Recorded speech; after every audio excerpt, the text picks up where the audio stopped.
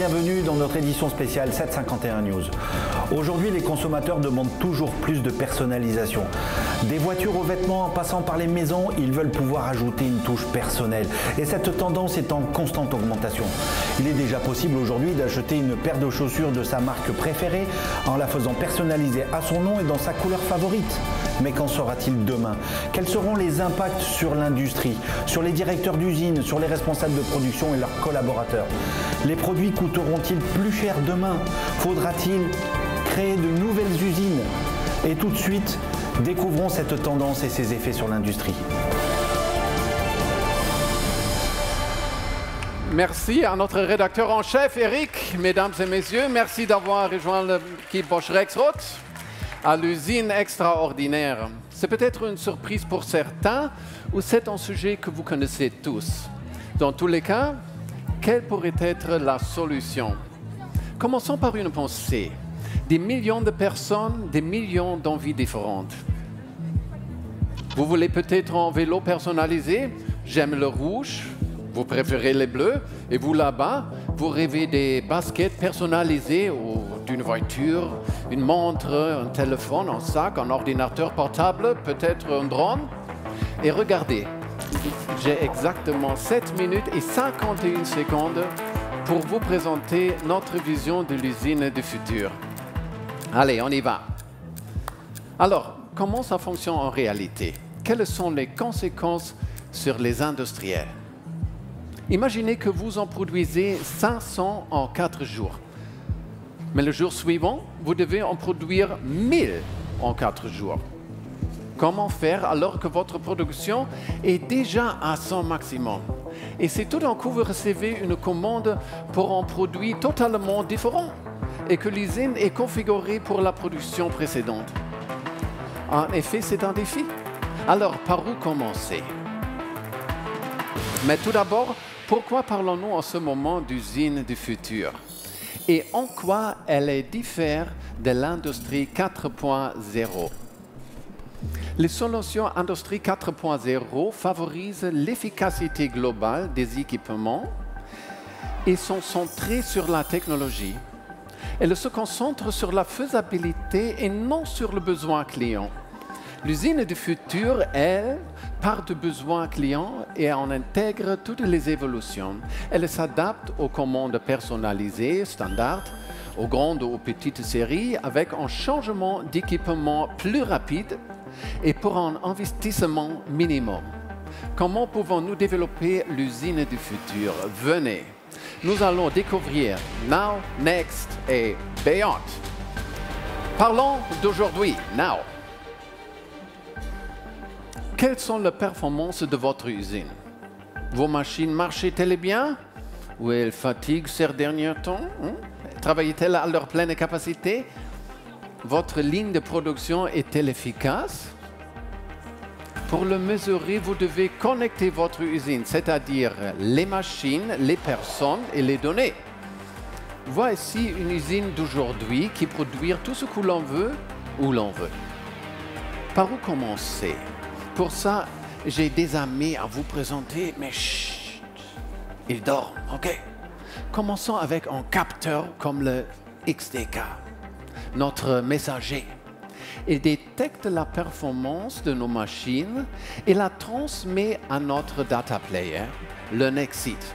Il communique ensuite l'information à notre Active Cockpit qui l'affiche. Oh là là, je vois que ma ligne de production ne fonctionne qu'à 70% de sa capacité. Allez, allez, allez, poussons-la à 100%. J'ai besoin de mon coach sportif. Allez, IoT Gateway, allez, remets-les en forme. Ah oui, voilà, regardez, c'est mieux, je produis plus. Oh, attendez un peu.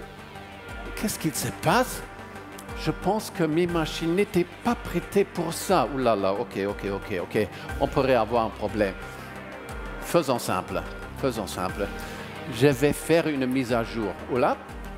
Ah, parfait. Nous avons augmenté sa production et les de nouveau en forme. Donc, avons-nous accompli aujourd'hui? Nous avons connecté notre usine, augmenté notre productivité et... Oh! Hein? Intéressante, ces lunettes. Hein? OK. Hein? Oh.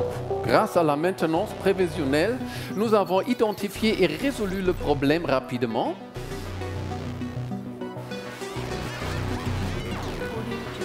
Merci pour votre aide, les gars. Excellent travail. OK. Next. Mais revenons à vos envies. Voiture, costume, montre, téléphone, sac, ordinateur portable, drone. Ne les oublions pas, OK? Pour pouvoir répondre à vos attentes, notre production doit être flexible. Comment être plus flexible sans arrêter la ligne de production pour la modifier? On crée un double virtuel qui collecte toutes les données et les informations de la machine et de ses pièces. On analyse l'impact des différents changements sur la ligne de production et on optimise l'utilisation de nos ressources. Bien, souvenez-vous du scénario de production de 500 vélos en 4 jours qui passe tout à coup à 1000 en 4 jours. Que faire? Eh bien, il faut être plus flexible. Et pour cela, j'ai besoin de mon équipier, le robot APAS. Il n'est pas fixé au son dont je peux le déplacer. Allez, viens mon ami. Bon, nous sommes plus flexibles, nous pouvons ajouter une ligne de production. Mais comment organiser le transport des pièces en début et en fin de ligne? Pour ça, nous avons notre livreur. Le voici. Qu'avons-nous fait? On a doublé la ligne de production grâce à la mise à disposition de machines que l'on peut louer, prendre en leasing ou payer à l'usage. Cela permet de contrôler vos coûts et en cas de défaillance, les machines sont assurées et c'est Rexroth qui s'en occupe. Hein? C'est plus simple, non? Bon, voilà, commande est prête. Excellent. Avant de parler du futur, oups, oh, le chrono, Data Player, viens ici. Salut. Il me reste combien de temps? Allez. Oh, quoi? Articule en français, s'il te plaît. Quoi? Pas si vite. 1 minute et 40 secondes. Oh là là. OK. Allez, au boulot. OK. Pardon. Maintenant, le futur. Payante. Comment produire en petite série alors que nous faisons en général de la production de masse sur un article unique? Et si on recevait une commande spéciale? Dans notre exemple, l'usine produisait des vélos. Oui? Et si elle devait produire 100 scooters? Peut-on le faire? Ou doit-on renoncer à la commande? C'est quand même une commande. Comment modifie-t-on notre ligne de production si rapidement et sans augmenter les coûts? Combien de temps va prendre la mise en place? Il semble que le livreur a une vision. C'est peut-être parce qu'il vient du futur. OK. On est alimenté en puissance par le sol. Ça donne plus de flexibilité. On est connecté en 5G. Qu'est-ce que ça nous apporte? En temps de mise en service réduit. Oh, et les machines peuvent se déplacer toutes seules. Ça change la donne. Hein? Surtout en sachant que votre investissement est faible et que vous êtes assuré en cas de défaillance des machines. Donc, grâce à ces fonctionnalités, vous pouvez configurer votre usine pour produire en petite série ou en masse et ajuster les quantités en fonction de la demande. Cela va au-delà de l'industrie 4.0 et répond à vos souhaits.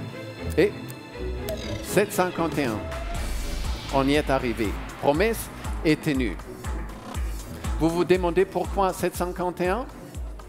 Eh bien, c'est l'heure de notre rendez-vous. Chaque matin à 7h51, nous postons un article sur notre blog. Et maintenant, pourquoi pas rejoindre nos experts sur notre stand? Hein? Oui. Je vais prendre un café. Et... Oh. Tu veux aller boire un café?